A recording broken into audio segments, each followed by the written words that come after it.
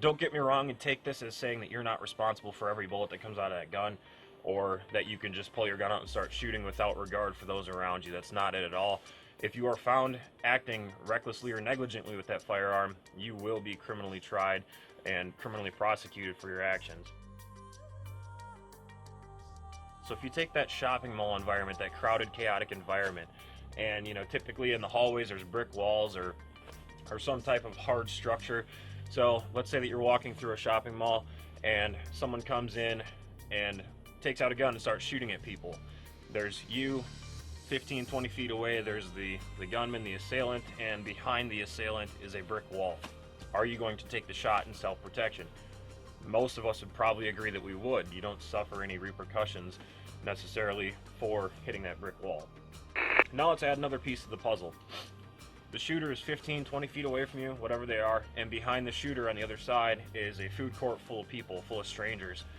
Would you still take that shot? You may be sitting there saying, yes, I would, no, I wouldn't. It's easy to kind of dissect and process this stuff sitting in the comfort of your own home, but in the reality of that incident, it's definitely going to change your decision-making process and certainly how much precision you would apply to the gun should you decide to shoot.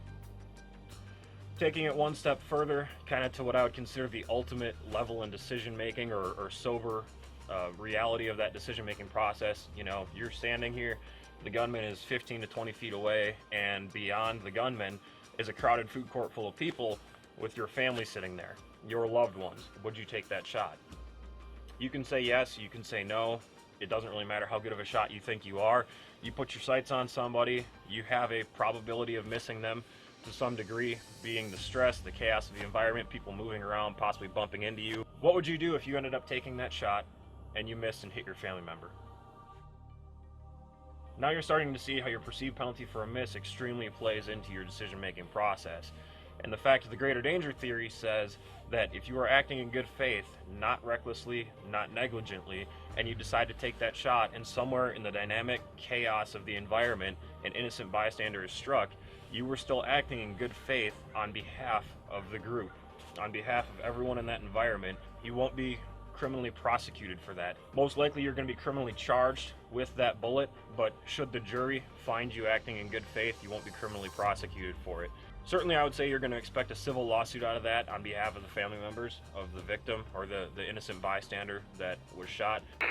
But when you analyze the greater danger theory with my analogy of the shopping mall, take the food court full of strangers beyond the gunman.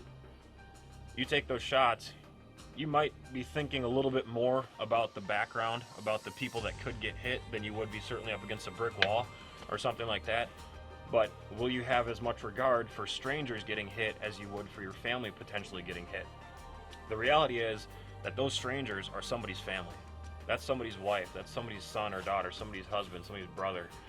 And this just goes to explore a topic and a facet of concealed carry that I think is often overlooked and often misunderstood and misconstrued. And it's just another sobering point to think about when you put that gun on and leave your house.